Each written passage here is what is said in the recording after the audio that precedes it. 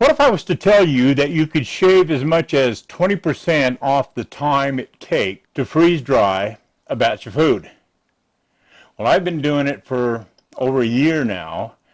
I've been doing it successfully, and I have been able to recreate acceptable results time and time again, often enough that I think it's time for me to share what I have found with you.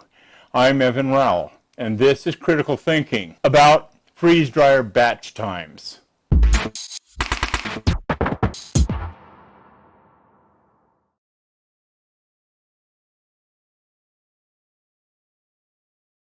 You know, when I first got my freeze dryer, and it's been about almost 3 years now, I was very excited about it.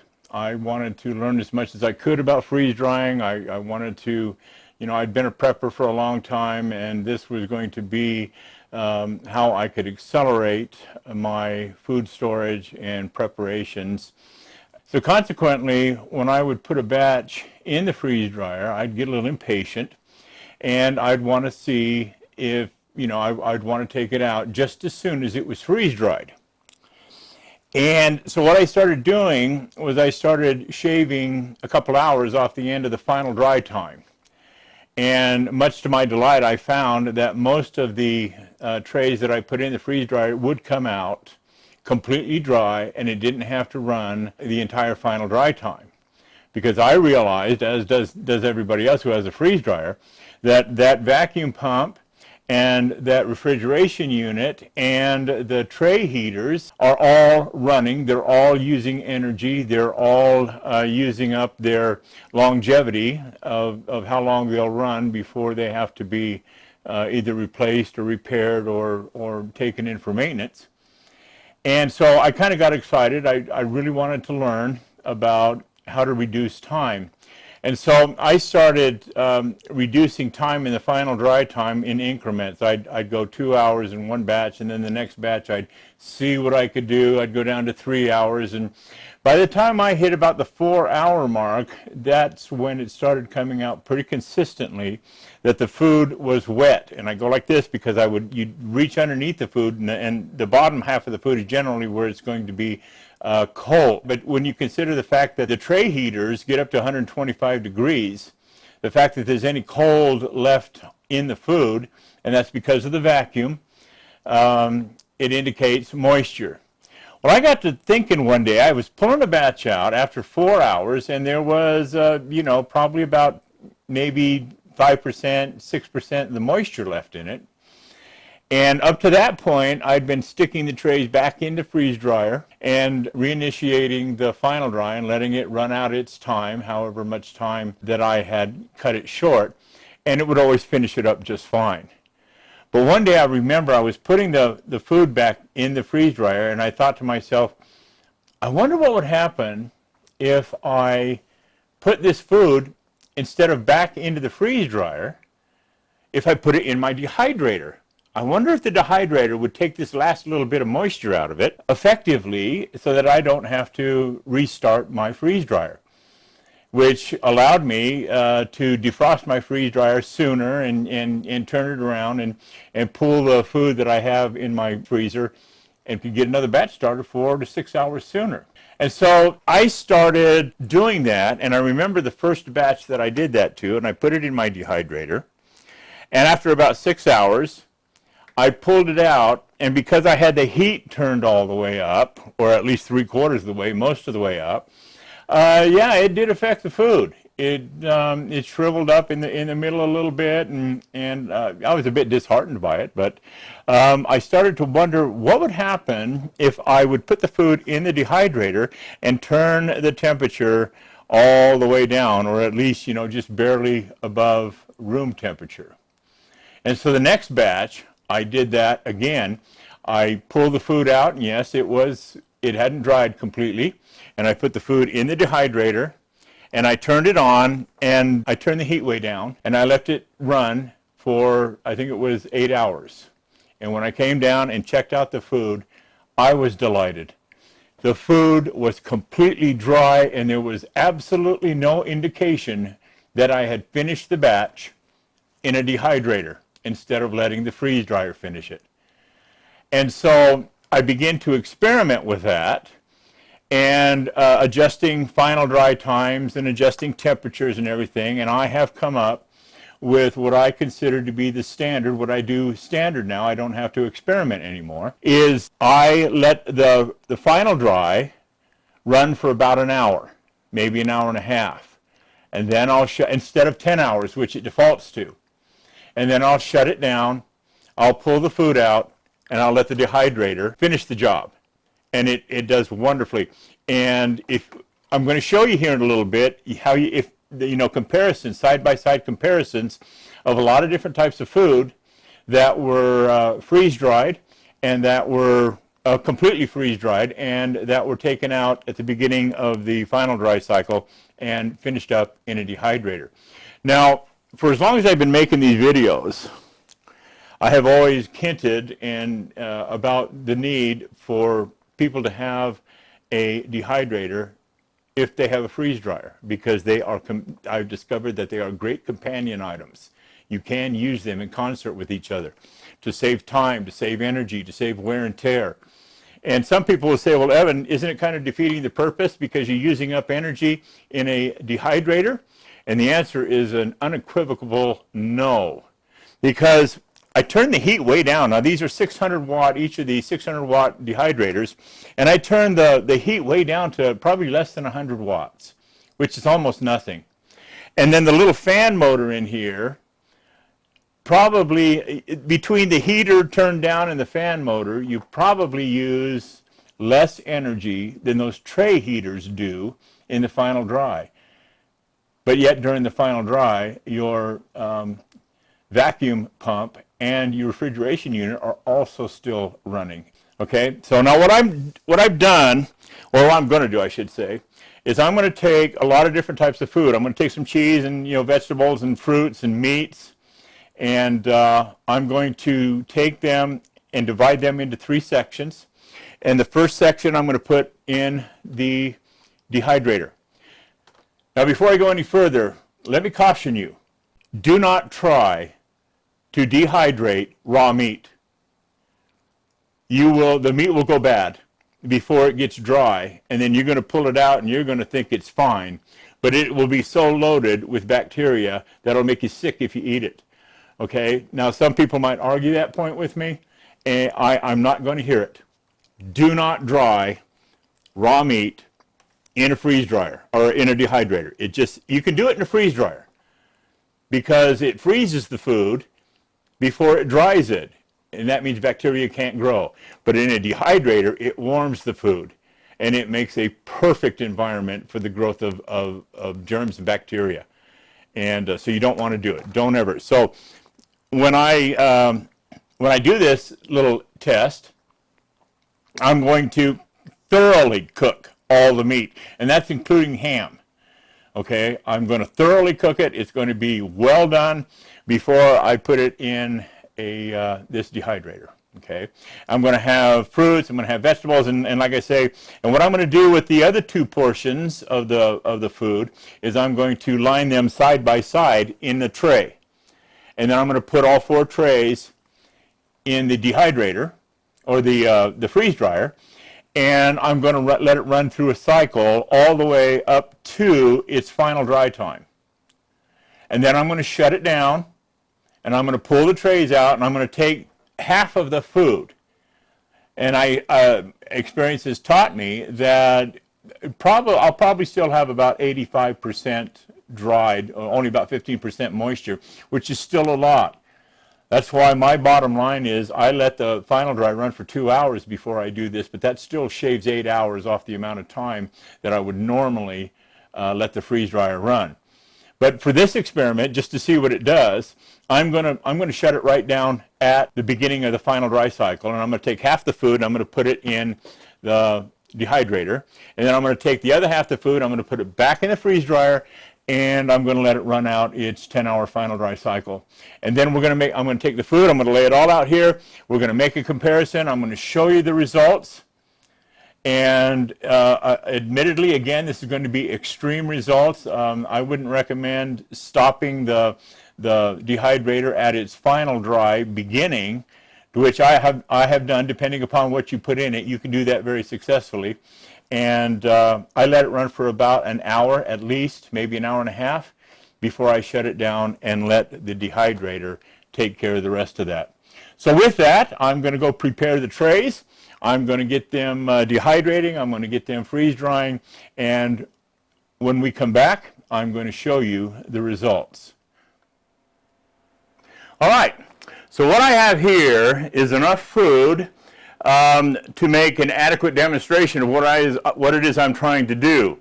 These are the 3 trays that are going to go on the dehydrator, and I'm going to dehydrate these strictly, okay? I've got potatoes, I've got pork, chicken, ham, and hamburger. Okay, so this has been thoroughly cooked. I've got here the cheese, I got some bananas, strawberries, apples, cucumbers, tomatoes, frozen dinner mix. It's got chicken and pasta and carrots and corn and onions and everything in it. And then here I've just got some mixed vegetables, okay? Now I've got the same thing in all 4 of these trays.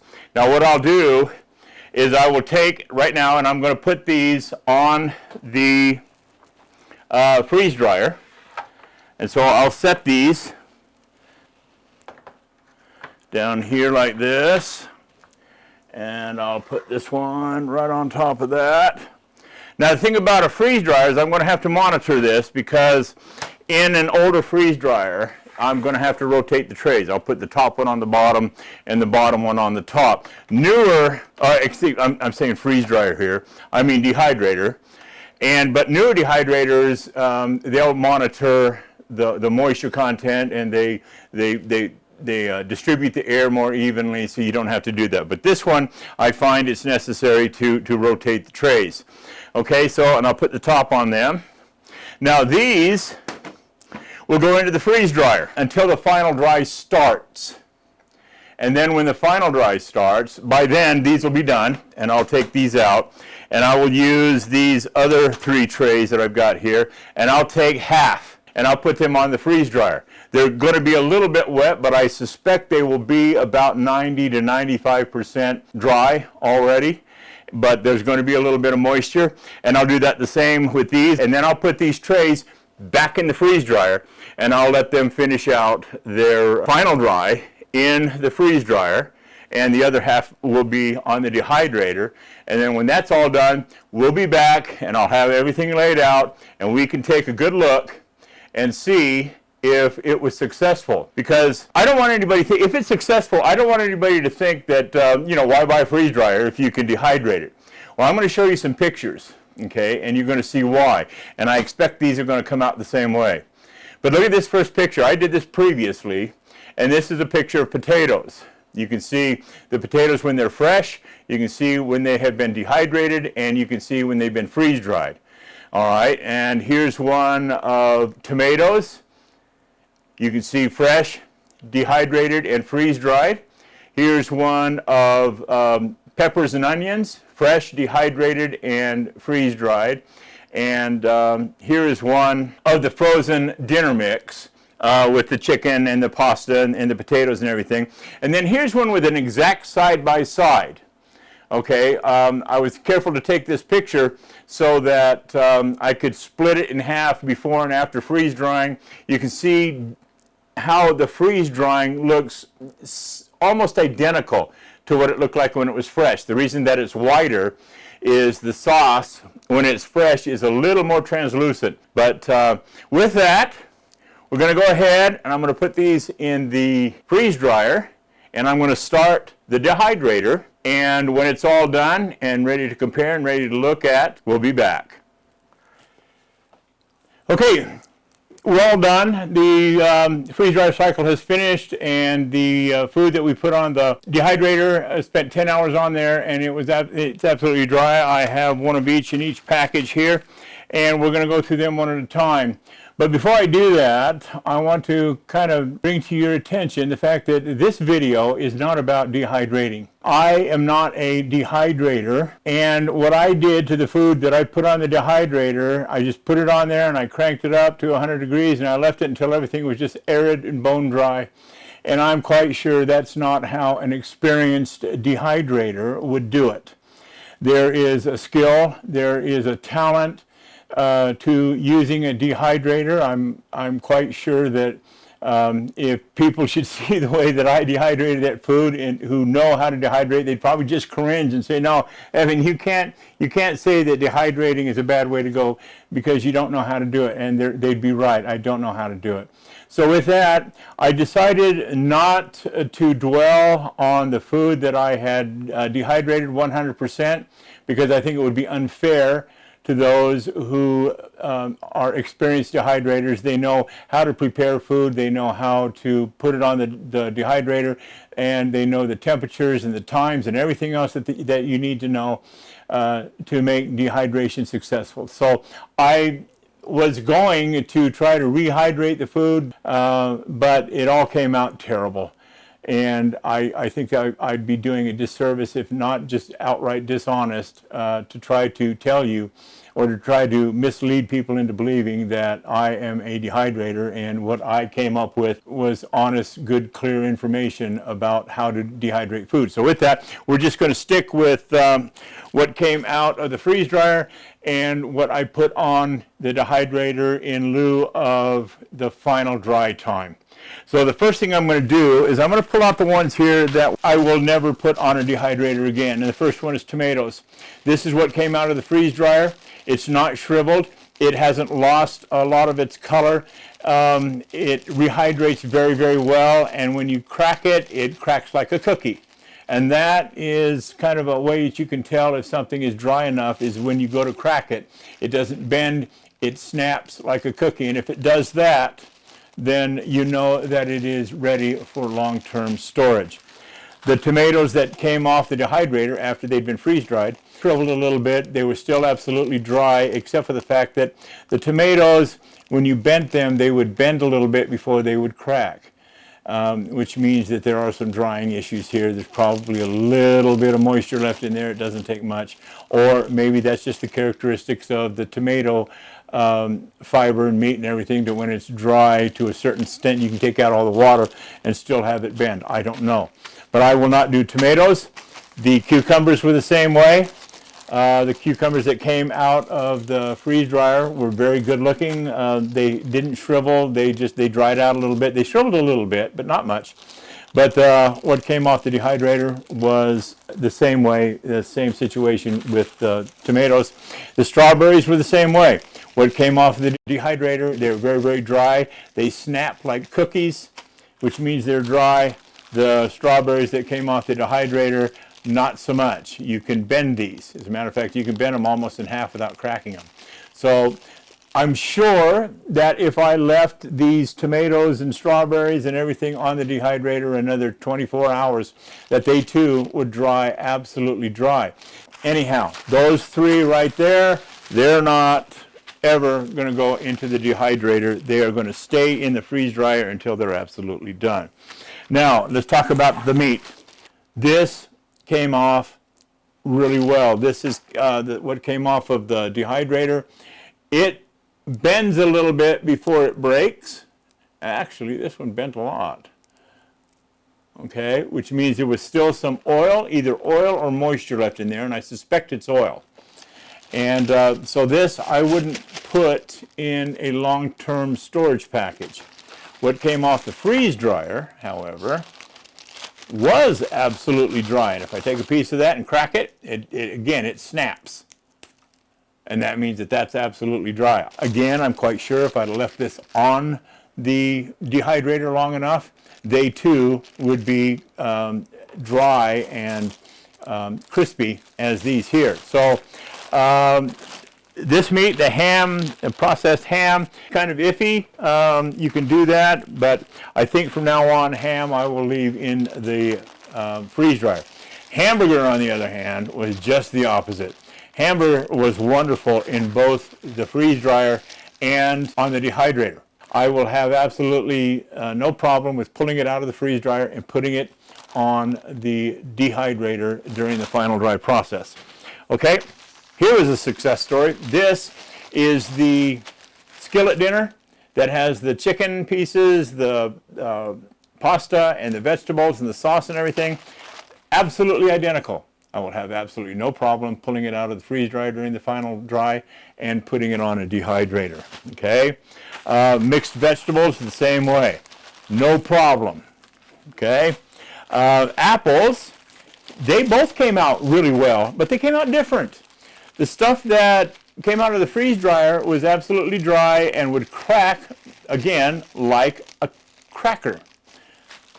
What came off of the dehydrator wouldn't. What came off of the dehydrator will break apart, and but it's leathery. It's a little bit, you can chew on it. It's like fruit leather, okay, to whereas this would be like eating an apple cookie. So both of these are great, but in the future, if I want to go for long-term storage, I will keep my apples along with the strawberries and the wet vegetables and whatnot. I will keep them in the freeze dryer for the full cycle. All right, potatoes that were nice and yellow and dried that I had freeze dried. I did something to those that I didn't do to these. I rinsed those in lemon water to keep them from turning brown. But as I was about to rinse these, I thought, you know, I'm gonna avoid rinsing these. I want to see what will happen to them in the freeze dryer if they're not rinsed. Will they turn brown? Well, the ones that were in the freeze dryer, they off-colored a little bit. They kind of turned beige. They dried absolutely dry. They cracked like cookies. These that came off the freeze dryer are the same way. They dry absolutely dry. They cracked like cookies, but they turned a little bit gray. Okay, so these, for all intents and purposes, other than a color differential, were a success story. They both came out dry, and just that one didn't spend 10 hours in the freeze dryer. Now, to be honest with you, I don't freeze dry a lot of potatoes. I don't think it's cost effective. I can spend $32 on 6 number 10 cans of pre-packed, pre-dried hash brown potatoes and scallop potatoes and whatnot, and just toss them into my storage. And that is actually cheaper than doing, 4 or 5 batches of hash brown potatoes to get the same amount because of energy costs and wear and tear on the machine. So I generally don't do potatoes. All right, here is the pork loin. The pork loin was another surprise to me because what came out of the freeze dryer, again, was absolutely dry. You can crack these pieces of meat right in half and they snap. What came off of the dehydrator was pretty much the same way, just maybe a little more bend in them before they crack, but both of them, for all intents and purposes, are perfectly acceptable for long-term storage. However, the freeze-dried meat rehydrates better. Okay, I've tried to rehydrate both of these, and this does rehydrate. It's just a little tougher when it rehydrates, the stuff that came off the dehydrator. So I will go ahead and I will do the dehydration routine with pork. Chicken was the same way as the pork. I have absolutely no problem with doing the chicken on the dehydrator in lieu of the freeze-dry process. Now, bananas, they were probably one of the biggest failures of the whole thing, because the bananas that were on the freeze dryer the whole amount of time, they didn't change, they didn't lose a lot of their color. They are very dry. They crack. They're difficult to crack, but they do, once you crack them, they crack like, crackers. The bananas that came off of the dehydrator for 10 hours in lieu of the final dry were different, okay? They were more shriveled up. They, although they will crack, they did have some elasticity to them, and I'll tell you what, you try to rehydrate these things, at least the way that I did it, and I came up with little slimy pucks. And so bananas, if you're going to dry bananas, do it with the intent that you're either going to use them in a recipe or you're going to eat them freeze-dried. Don't try to rehydrate a banana. You'll end up with a slimy little puck. And even these, rehydrating these, you will never get the banana back to the way it was originally as a whole fruit. Now here is the most absolute success story of the whole thing. This was the biggest surprise to me, and this was cheese. Now, as you all know, if you watched my video on cheese, I did an extensive video on cheese, you need to shred it up. And so I shredded up the cheese and I put some of it on the freeze dryer, or some of it on the dehydrator, and it melted. And the oil fell through the grate and was, pulled up on the freeze dryer unit down on the bottom. But these, I was so surprised. This came out of the freeze dryer and it came out exactly as I expected it to. Absolutely dry. It rehydrates very, very well. You just have to know how much water to put back in it. If you're interested in the process, go back and look at my other video on doing cheese. But this one, I expected it to be somewhere between the two, and it wasn't. These are identical.